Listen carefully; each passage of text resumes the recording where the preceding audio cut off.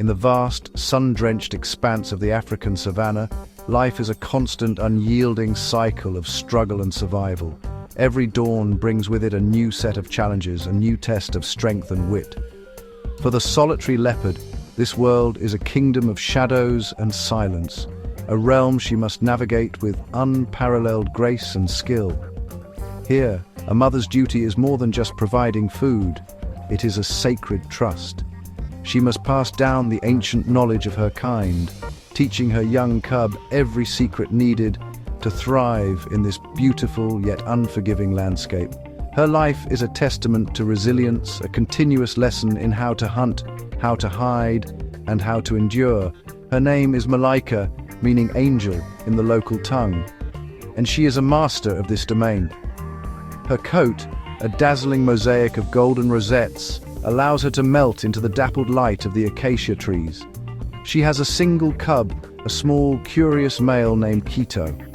He is her shadow, her future, and the sole focus of her existence. Each day is a classroom. She teaches him how to stalk small prey, how to listen for the faintest rustle in the grass, and how to climb the rough bark of a marula tree to safety. These are not mere games. They are the fundamental lessons of survival, the very building blocks of a leopard's life. Life for Quito is a world of wonder, guided by his mother's watchful eye.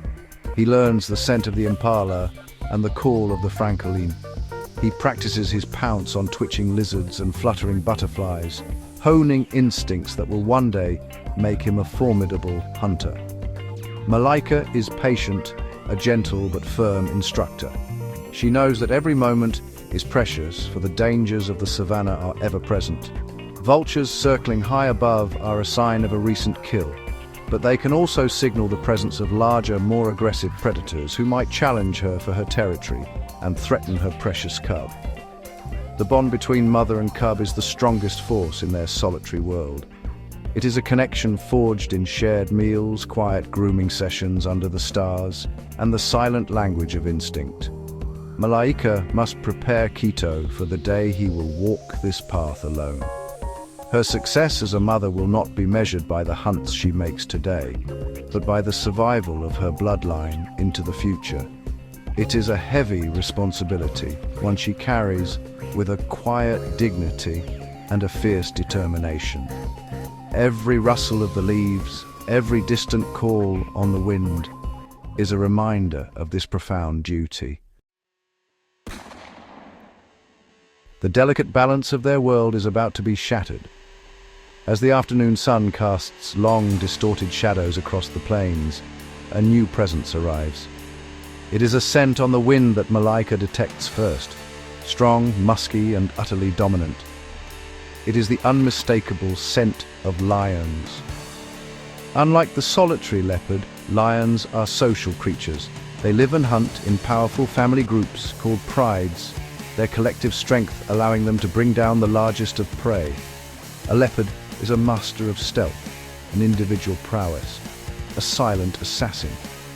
A lion is a symbol of brute force and communal power, a ruler of the open plains. From the safety of a high branch, Malaika spots them. Two magnificent males, their dark manes flowing like royal cloaks, walk with an air of absolute ownership. With them is a lioness, her powerful muscles rippling with every step. They are not merely passing through, their movements are deliberate, methodical. They are patrolling, expanding their territory, and eliminating any potential competition. In the world of great cats, there is no room for rivals. A leopard, especially one with a cub, is seen not just as a competitor for food, but as a direct threat to the future of their own offspring. For young Quito, this is a sight he has never witnessed before.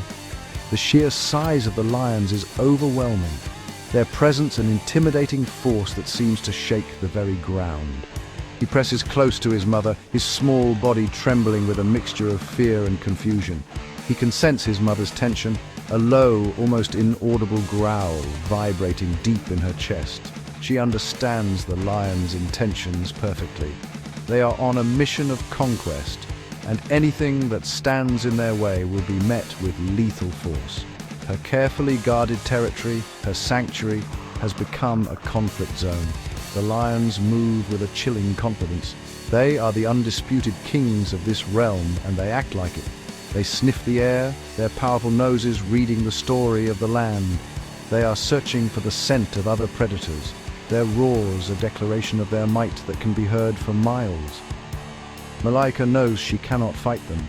A single leopard, no matter how skilled, is no match for the combined power of 3 lions. Her priority is not to defend her land, but to save her son. The shadow of the pride has fallen upon them, and a desperate battle for survival is about to begin. As the lions draw closer, a primal instinct takes over Malaika. Her fear is overshadowed by an immense, unyielding wave of protective love. She cannot outfight them, but she can outwit them. Her first move is swift and decisive. With a gentle but firm nudge, she pushes Quito towards the base of another, even larger tree nearby. Her silent command is clear: climb and do not come down. Quito, sensing the urgency in his mother's actions, obeys without hesitation.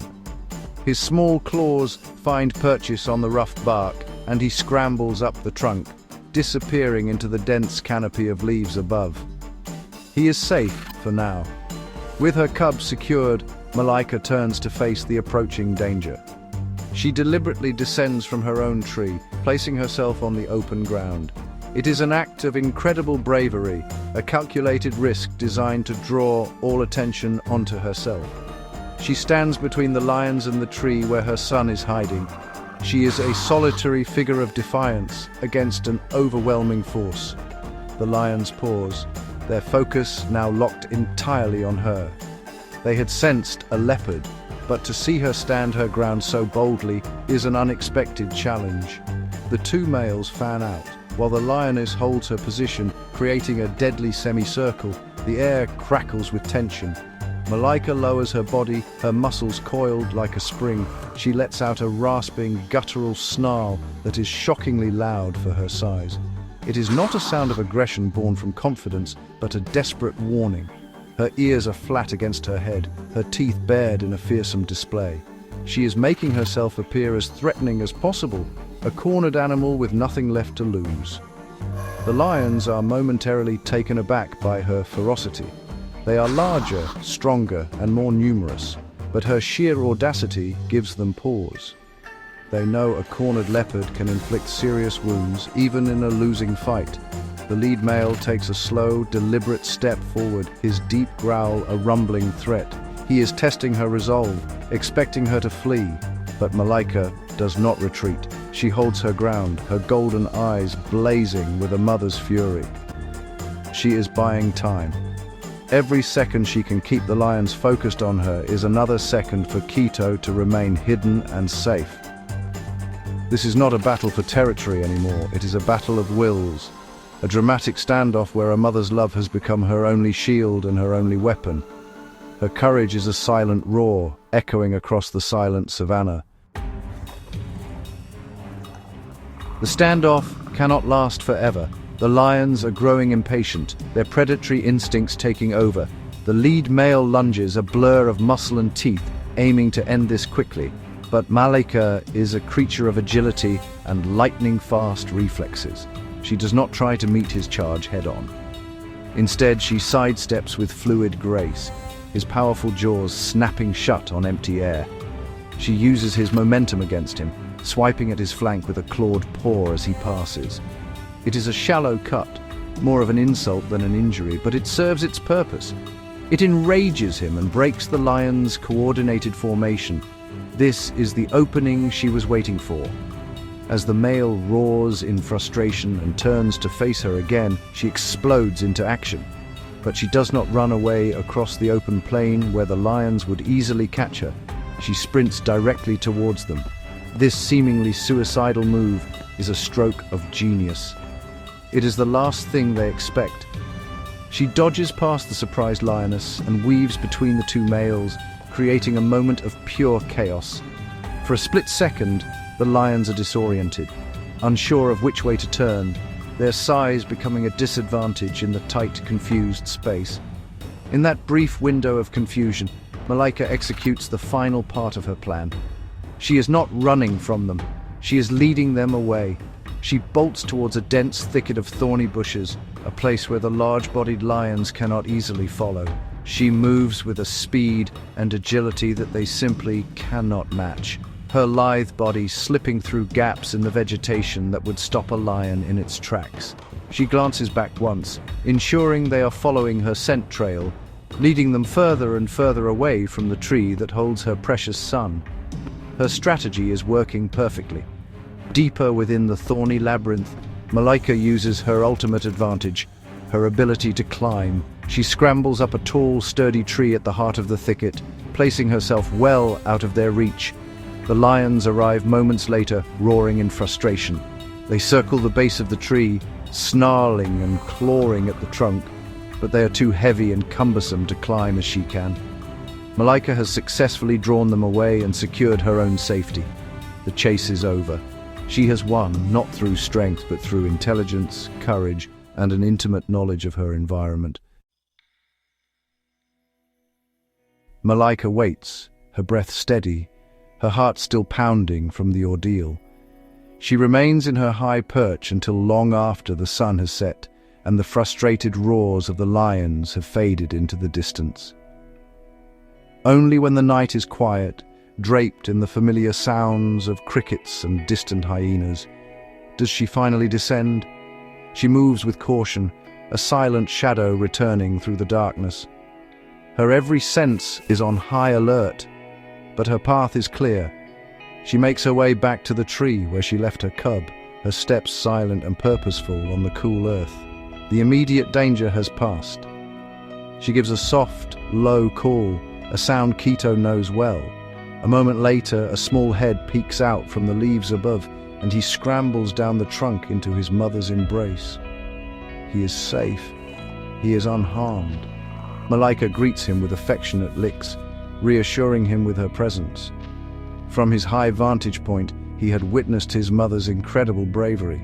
He had seen her face down impossible odds and emerge victorious. He may not understand the complex strategy she employed, but he understands the result. His mother stood between him and certain death, and she did not fail. This night will be forever imprinted in Quito's mind. It is a lesson more powerful than any hunting practice. He has learned about the existence of overwhelming threats, but more importantly, he has learned about the power of courage and intelligence in the face of them. He has seen that bravery is not the absence of fear, but the choice to act in spite of it. This experience will shape him, making him a more cautious and wiser leopard. His mother's stand was not just an act of protection, it was the ultimate lesson in the art of survival. In the grand theatre of the African wild, stories like this unfold every day. They are tales of parental devotion, of instinct, and of the unyielding will to live. Malaika's brave stand is a powerful reminder that in nature, strength is not just measured in size or power. It is found in the fierce love of a mother for her child, in the courage to face insurmountable odds, and in the wisdom to know that survival is the only victory that truly matters. Her legacy will live on through her son, an echo of bravery across the timeless savannah.